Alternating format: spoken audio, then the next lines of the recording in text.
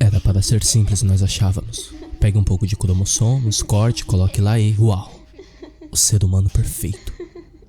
Eu ainda não tenho certeza do que deu errado. Talvez um erro de cálculo, talvez algo além do nosso controle, quem vai saber? Nós, alguns colegas meus e eu, estávamos intrigados com as emoções humanas. Raiva, desespero, euforia. Seria possível bloquear a mente em apenas uma emoção?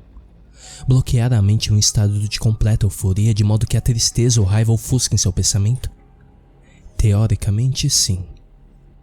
Eu não vou lhe descrever os procedimentos de nossas experiências com você, tanto porque não quero que você os repita e também tenho medo que você enlouqueça se os contar.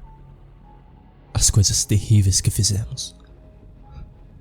Nós éramos ambiciosos, jovens, nada poderia nos deter e ninguém poderia nos dizer que estávamos errados. Tudo o que vou lhe dizer é que pegamos algumas células tronco e as alimentamos elas em fetos. O experimento foi chamado de o Projeto do Homem-Anjo. O objetivo era criar um ser que sentia apenas felicidade. Mas algo deu errado. Terrivelmente errado. Metade das cobaias morreram inesperadamente, sem aviso prévio ou sem nenhuma causa justa. A metade restante, em sua maioria, nasceram horrivelmente distorcida. 3 nasceram bem. Perfeito, nós pensávamos. Um ser humano com a capacidade mental superior a qualquer um outro, devido ao seu estado de sempre eufórico. Eles eram perfeitamente normais até os 18 meses de idade. Foi quando apareceram os primeiros sintomas. Falta de equilíbrio, dificuldade para dormir e comer, baixa capacidade de resposta. Todos nós no fundo estávamos em pânico, é claro. Mas por fora, permanecemos calmos e continuamos com o projeto. Deveríamos ter parado ali. Deveríamos ter pego nossas cobaias, sacrificá-las, então as queimar e fechar o laboratório. Mas não. Nós continuamos. As coisas só pioraram. Os movimentos deles se tornaram cada vez mais esporádicos e eles ainda não poderiam proferir palavras, embora pudessem rir. E faziam isso muitas vezes, muito frequentemente. Não um riso feliz, mas um riso quieto, quase que um sorriso nervoso e constante.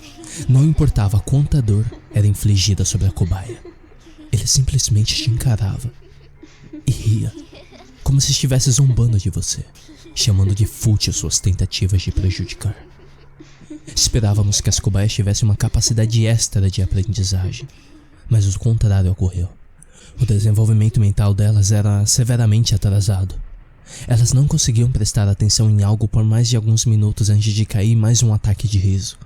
Mas nós continuamos, esperando que esses sintomas fossem sumir conforme as crianças fossem ficando mais velhas.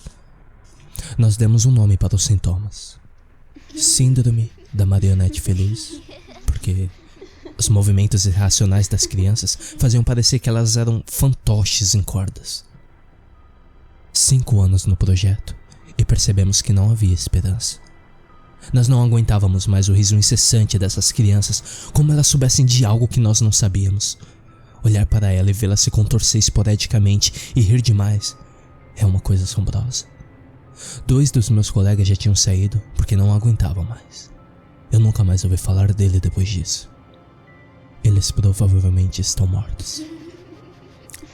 As crianças não tinham falado por 5 anos. Apenas riram sua risada condenada. Nós entramos para dar café da manhã e eles olham para nós com seus olhos enormes, se contorcendo, rindo, mas sem dizer nada. Nós deixamos a refeição em frente deles e saímos. A comida estava cheia de toxinas que iriam matá-los em silêncios e sem sofrimento. Era uma coisa dolorosa a se fazer, mas tinha que ser feito.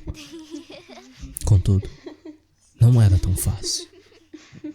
Um dos meus colegas colocou a bandeja de comida em frente a um dos garotos. O riso parou. O menino olhou para meu amigo. Seus olhos de repente ficaram escuros. E ele muito sério. A risada parou.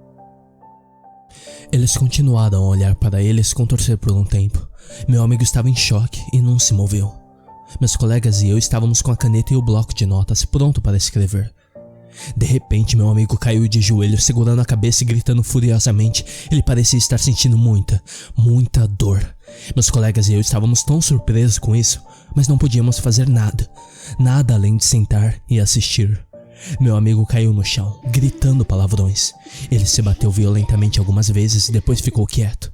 Eu segurei meu impulso de não vomitar, com mais sucesso do que alguns dos meus colegas. Alguma coisa sobre isso não era normal. Uma presença negra parecia pairar sobre nós. Nós imediatamente selamos a entrada. O menino parou, olhou para a porta e riu. Ele caiu no chão, se contorcendo, rolando de rir loucamente. Os outros dois fizeram o mesmo. Depois de alguns minutos, o ajuste parou e eles se levantaram, ainda se debatendo, ainda rindo. As luzes se apagaram. Eu ouvi batidas, vidro quebrando, gritos. A coisa mais terrível de todas foram os sussurros assombrosos, juntamente com um riso silencioso. Quando as luzes voltaram, as cobaias tinham desaparecido. 2 dos meus colegas estavam inconscientes ao meu lado. Seus corpos estavam torcidos em ângulos estranhos e com sangue escorrendo de suas bocas. No início, eles pareciam estar mortos. Eles não mostravam sinais vitais, mas eu me inclinei um pouco. E eu podia os ouvir rindo, ainda levemente. Eu fui examinar meu amigo, sem pulso, sem respiração. Mas ele continuava rindo baixo. Embora as cobaias tenham sumido, eu ainda sentia como se algo estivesse me observando. Algo que estava apenas na borda de minha visão, mas que eu nunca seria capaz de ver. Eu e um colega restante fechamos tudo imediatamente. Antes de sair, destruímos toda a nossa pesquisa e bloqueamos o laboratório. Eu perdi a comunicação com meus colegas. Presumo que eles já estejam mortos. Eu ainda sinto que estou sendo vigiado. Ainda ouço o riso, o sussurro nos meus sonhos e, às vezes, quando eu estou acordado. Quando isso acontece, eu corro. Eu me levanto e saio de qualquer lugar que eu esteja. Eu não sou capaz de ficar no mesmo lugar por mais do que alguns dias por causa disso.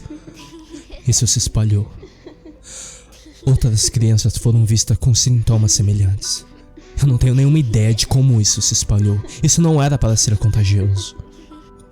Alguém, em algum lugar, fez algo sobre a disjunção do cromossomo 15 e manteve as pessoas felizes no escuro por agora. A doença foi chamada de Síndrome de Angelman. Você mesmo pode pesquisar. Até agora, os surgimentos não foram perigosos, mas sei que os originais ainda se escondem em algum lugar. Eu sei que eles estão vindo até mim. Não sei se vão me encontrar. Eu aceito isso. É o que eu recebo por tentar mexer com a natureza. Eu deixo aqui essa carta como um aviso. Eles estão indo atrás de você também. Eles estão indo atrás de todos nós. Se alguma vez você ouvir sussurros, riso à beira de seu ouvido, corra. Se alguma vez você sentir como se algo estivesse à borda de sua visão, corra. Se você não conseguir enxergar o que estiver falando com você, apenas corra. Além disso, vou lhe deixar meus últimos avisos.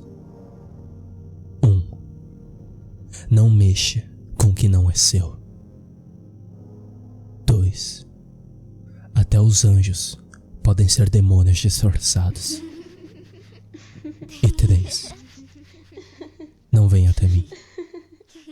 Assim como qualquer um, sou inútil morto. Essa carta foi encontrada em um laboratório abandonado e escondido no fundo da floresta no Alasca. O laboratório consistia em uma sala de observação e uma sala de contenção. A sala de contenção foi bloqueada e o laboratório inteiro parecia ter pego fogo. Vestígios de sangue foram encontrados após o quarto de contração ser violado e a janela estava quebrada. A natureza exata deste laboratório ainda é desconhecida.